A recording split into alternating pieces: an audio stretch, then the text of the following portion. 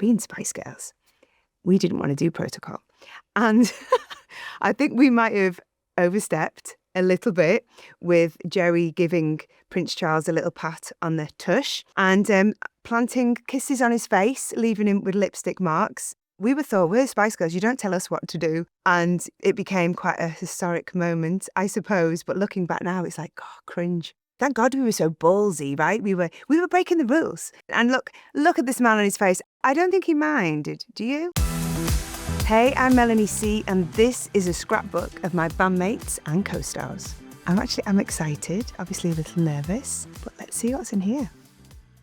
Okay, so we are going way back. I have here a flyer. I was handed a flyer just like this, which says, are you 18 to 23 with the ability to sing, stroke dance? Are you streetwise, outgoing, ambitious, and dedicated? So basically, this is an advert for a girl band. And I turned to my friend. Whenever I tell this story, I see it vividly, this picture. And I went, that's it. That's what I'm going to do.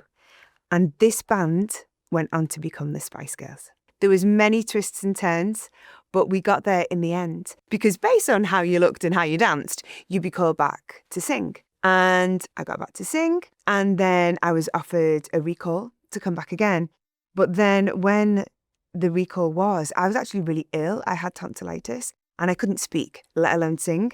So I wasn't able to attend and I was devastated. I had my mum speak to the management, beg to give me a chance, but that was it. But 2 weeks later, I got a phone call and one of the girls they'd chosen hadn't really worked out. So I went down and I met Victoria, Melby, Geri and Michelle. Who's Michelle, you ask? Well, that was a band at the time. I became part of that band.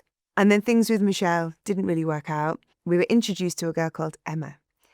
And as soon as we met Emma, that was it. That was really the beginning of the Spice Girls. So this picture here, look at the state of me. We were quite newly together at this point and we were trying to figure out how we wanted to dress. And so we went through all of these phases and I think I've actually got Emma's dress on because Emma was always in a little baby doll dress. And I was so awkward and so uncomfortable. And the first management that had auditioned us really wanted us to be, uniformed, have a cohesive look. And that always meant somebody was uncomfortable. If I was in a dress, I wasn't feeling it. If Victoria was in a trackie, she was like, I feel like I'm in my scruff. Do Americans know what that means? In my scruff, kind of in my sweats, just not dressed up enough. So there was always someone that didn't feel quite right. And we were rehearsing. And one day, Geri looked in the mirror and I had a trackie on and she had one of her crazy outfits on. And Victoria had a nice little dress on. And she was like, why don't we just wear what we wear, how we feel comfortable? And that's really how the individuality thing shone through. Okay, this is a magazine article that was in Top of the Pops magazine. Top of the Pops was an iconic British music show. It's the show that we all grew up watching, longing to be on it. You're watching the Spice Girls on Top of the Pops! Now, the editor of this, a guy called Peter Lorraine, said to us at a lunch, you girls, you need nicknames. So we came up with all these crazy nicknames through lunch. But he came up with these names. Well, you know the names, right? But it was just a silly article. It's just these little pots of spice with our nicknames Scary, Baby, Posh, Ginger, Sporty. So it was just a throwaway thing. We laughed at it. But then when we came here to the US, everybody kept calling us by these nicknames. And it just kind of stuck. And we loved it. And so we just really embraced it. We became caricatures of ourselves. Okay, I love this here. Spice Girls taking on the Britpop boys. It's funny because when we started, a lot of people within the industry were telling us that girl bands don't really sell, not as much as the boy bands. We couldn't get on the front cover of a magazine because we weren't boys. And that was what gave us that fighting spirit that we wanted to talk about girl power and we wanted to be a band for girls. We were grateful that we'd had these obstacles that we had to overcome and it made us just very determined to succeed. Onto the videos. I'll tell you what I want, what I really, really want. Yeah, I want it. This first shot here, these very famous stairs. This is a hotel at St Pancras Station. It's amazing. And you can also get up on these stairs. Lots of people I've seen on social media get up and do the Wannabe dance here. If you wanna be my lover, you have got to give. Taking is too easy, but that's the way it is. I think with it being our first video, our record label were probably being, careful, should we say, with the budget. So we had this great video. It was supposed to be a one take. There is one edit, but that was the idea behind it. We rehearsed all day long and then we shot through the night. And yes, I had to do 5 million backflips on a table, which was fun. Wannabe was the thing that launched us into the world and was very successful.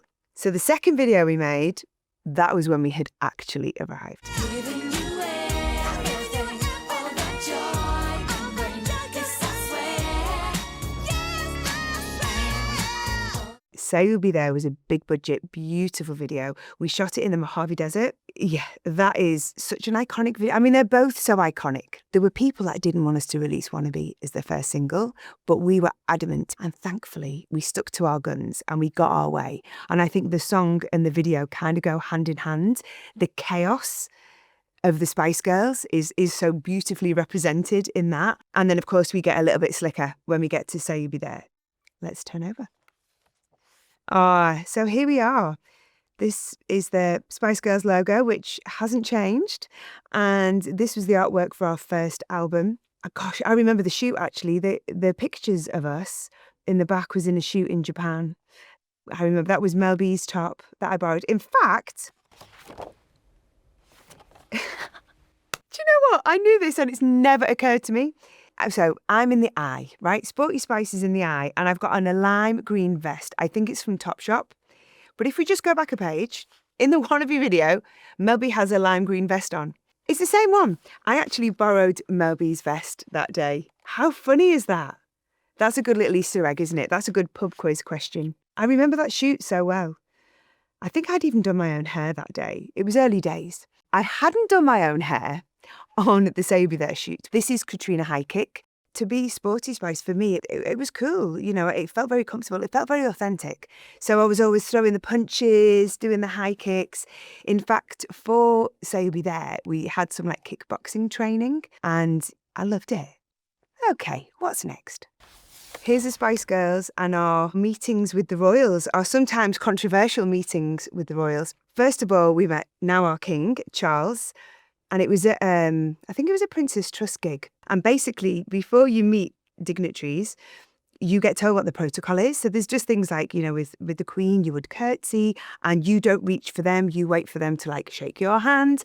You wait till you're spoken. There's all these different things. Being Spice Girls, we didn't want to do protocol. And I think we might have overstepped a little bit with Geri giving Prince Charles a little pat on the tush and planting kisses on his face, leaving him with lipstick marks. We were thought, we're Spice Girls, you don't tell us what to do. There's a picture here. And look how young Harry is. Oh my gosh. Again, he had lipstick on it. That's me getting the lipstick off. That Geri, whenever she was going to see Prince Charles, she'd be like that, putting loads of lippy on because she just wanted to leave her mark. This picture here, I love. We were at the MTV Awards. It was 1997. On this particular night, I think we performed Spice Up Your Life. That was the first night I met Madonna. We were summoned into her dressing room. Yeah, I was floored. I just grew up idolising Madonna. She was just the artist that was like, yeah, that's it. That's exactly what I want to do. I think being a singer, being a musician, being an artist, being so theatrical with her shows, that was just everything that I loved. Yeah, here we are, Spice World the movie. I never know what to wear. Yeah, it must be really hard for you, Victoria. Trying to decide whether to wear the little Gucci dress, or the little Gucci dress. Exactly. We shot it in 6 weeks in London in loads of iconic locations. We had an incredible cast, loads of great cameos. We were very cheap in having a toy bus go over Tower Bridge in London, but it all helped and was all part of the kitschness. Richard E. Grant is our manager. What an incredible man. We absolutely adored him. We'd never been in a film before, so we didn't know what we were doing. And he was so kind to us. I mean, he used to make us laugh all the time. He'd make us laugh just before somebody shot action. So yeah, he was naughty, but he was really fun and taught us so much. Loaf, our amazing bus driver. He was an amazing man, but a bad bus driver. let's turn over the page. After working with the Spice Girls and learning the craft of writing songs, recording, performing live, like everything I learnt with the Spice Girls, it was pretty daunting going out as a solo artist, but it was also really liberating. There's me on stage, trying out some new looks, the short hair. There's a little bit of an evolution, a little bit of soul searching. Who am I when I'm not Sporty Spice in the Spice Girls? So that the whole world was able to witness that. I was on the soundtrack for Bend It Like Beckham. I have my dream to live, following that star. Which was really cool to have a Spice Girl doing that, obviously, because he's part of the family, Mr. David Beckham. That was really fun. This is a really important record. So there's some lovely pictures here with Lisa Left Eye Lopes from TLC. And I was lucky enough to collaborate with her on one of my songs, Never Be the Same Again. So things will never be the same between you and I. We intertwined our life forces and now we're unified. Lisa was so wonderful. She was so talented. And we had a lot of fun working on this record. And being a Spice Girl and having looked up to TLC, and they really influenced us when we started our career, this was just mind-blowing. We're getting a bit more up to date now here. This is me with lovely Graham Norton, and we are on Drag Race. I am very proud to be an ally to the LGBTQ plus community, something that the Spice Girls are very, very proud of. We started off shouting about girl power, and then we quite quickly realised that there was a whole other community that were massive fans of the Spice Girls, and we are just so proud of that. We always wanted to talk about individuality and belonging, and just being who you are. And, I continue to DJ at so many queer nights and play at festivals and prides all over the world. And it's such a beautiful part of my work. I absolutely love it. I've recently become a coach on The Voice in Australia. I just cannot let her go. I'm going to get my wrists slapped. I don't care. I want to fight for Gemma. I want us to remain on Team Melanie. We've come so far. We've got so much further to go. Wow. Oh my gosh. I like being on stage. I like singing. I like DJing. And TV makes me nervous. But this show is so beautiful because it's such a wonderful experience. I think the people who audition on the show have. And I'd never seen that in like a reality TV space before. So I'm really happy to be part of this particular show. I'll make you.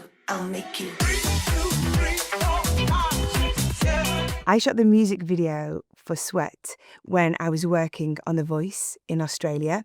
And it was such a great environment for me because fitness there is, I was living on Bondi Beach and like everybody's super fit. Sweat is an anthem for motivation, working out, having fun. And this is probably the most courageous video I've made. I'm 51 years old now, and I don't think I would have made a video like this in my 20s. Definitely not. In my 30s, probably not. In my 40s, maybe not. But in my 50s, I'm like, yeah, I don't care anymore. I work hard. This is how I look. Well, this last picture actually makes me feel a little bit emotional. Of all the pictures, isn't that funny? In 2019, 4 of us went out and did stadium shows in the UK, and it was the most beautiful experience as a Spice Girl. And I think because so much time has passed that we were all very present and really could appreciate what this thing meant to so many people.